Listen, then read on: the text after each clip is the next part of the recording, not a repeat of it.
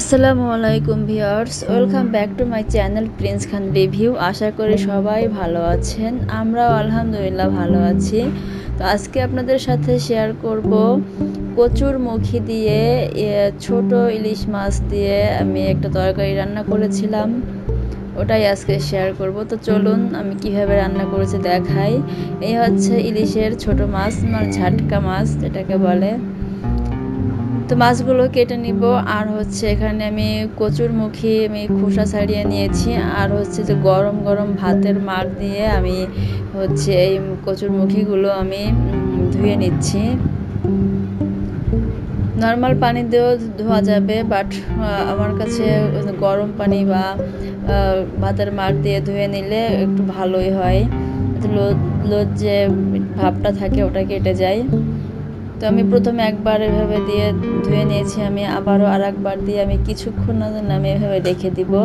আর এদিকে মাছ কেটে আমি বাকিটা ফ্রিজে রেখে দিয়েছি। আর যতগুলো রান্না করব আমি জাস্ট একটু লবণ মাখিয়ে রাখছি। তো এখন চলে আসছি রান্না করার জন্য। তো আমি পরিমাণ মতো আমি তেল দিয়ে দিচ্ছি। আর হচ্ছে 2টা পেঁয়াজ আর 3টা কাঁচামরিচ দিয়েছি। যারা মরিচটা বেশি খান তারা আরও বেশি দিতে পারেন। তো দিয়ে দিচ্ছি আমি 1 চামচ হলুদ, 1 চামচ মরিচের গুঁড়া দিয়ে আমি একটু খুব ভালো করে নেড়ে দিচ্ছি। 2 টেবিল চামচের মতো জিরা আর রসুন বাটা দিয়ে দিলাম।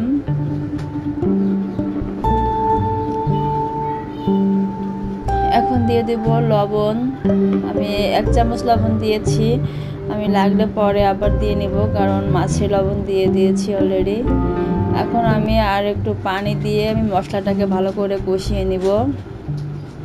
আর মশলাটা খুব ভালো করে কষাতে হবে। তো মোটামুটি কষানো হয়ে গেছে। এখন আমি মাছগুলো দেব। যেহেতু এই মাছগুলো ছোট ছোট আর ইলিশের এই মাছগুলো ভাজলে মানে মাছের কোনো অংশই পাওয়া যাবে না কাটা ছাড়া। সো আমি মাছগুলো জাস্ট আমি কষিয়ে নিব। আমি ব্যাক সাইডটা একটু মানে উল্টে দিচ্ছি, যাতে মশলাটা একটু ভালো করে সাথে মিশে যায়। তো খুব সাবধানে মাছগুলো উল্টাতে হবে, এটা নরম মাছ ভেঙে যাবে। তো আমি ব্যাক সাইডটা উল্টাই দিয়ে আমি আছে প্রায় 1-2 মিনিটের মতো আমি ঢাকনা দিয়ে ঢেকে দিচ্ছি। তো ততক্ষণে মোটামুটি ভালো মতোই মশলার সাথে মাছটাকে কষানো হয়ে গেছে। এখন আমি এই মাছগুলো তুলে নিব। তো একটা একটা করে এভাবেই সব মাছই আমি তুলে নিচ্ছি। রান্নার প্রসেসের কোনো শেষ নেই, রান্নার অনেক নিয়ম আছে যে যেভাবে রান্না করে। তো আপনারা চাইলে একবার এভাবে ট্রাই করে দেখতে পারেন। এখন আমি এই যে কচুরমুখীগুলো মানে খুব ভালো করে আমি ভাতের যে মাড় ছিল ওটা দিয়ে আমি ধুয়ে কষলে কষলে ধুয়ে নিয়েছি, প্লাস নর্মাল পানি দিয়েও খুব ভালো করে ধুয়ে নিয়েছি।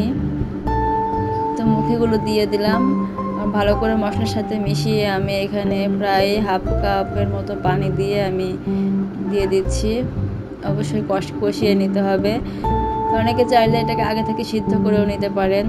তো আমি সিদ্ধ না করে কষিয়ে রান্না করছি, কারণ যে কোনো জিনিস মানে তরকারি কষিয়ে রান্না করার মজাটাই আলাদা, টেস্টটা ভালো আসে।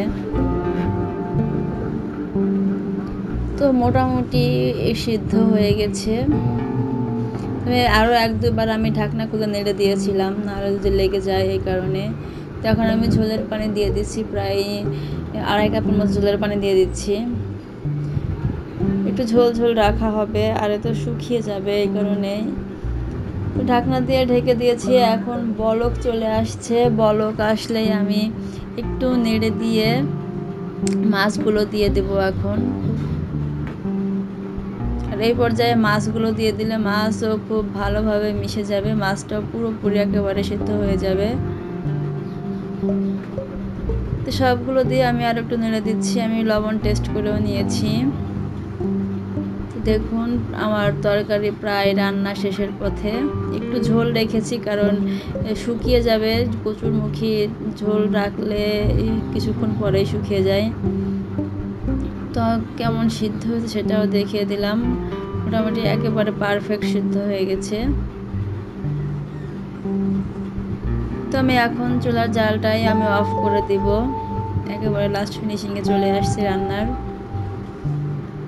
এখানে চাইলে কেউ ভাজা জিরা গুঁড়াও দিতে পারেন শেষের মুহূর্তে। তো আমি একটা বলে আমি সার্ভ করে নিচ্ছি। দেখতে খুবই সুন্দর হয়েছে, আসলে খেতেও অনেক সুন্দর। যারা কচুরমুখী ইলিশ মাছের এই তরকারি পছন্দ করেন তারা অবশ্যই ভিডিওটি দেখে একবার হলেও ট্রাই করবেন। আর আমার ভিডিওগুলো একটু বেশি বেশি দেখবেন। ভালো লাগলে একটা সাবস্ক্রাইব করে দেবেন, লাইক কমেন্ট শেয়ার করে দেবেন। তো এই ছিল আমার আজকের ভিডিও। পরবর্তীতে কথা হবে নতুন কোনো ভিডিও নিয়ে। সেই পর্যন্ত অপেক্ষায় থাকুন। আল্লাহ হাফেজ, টাটা।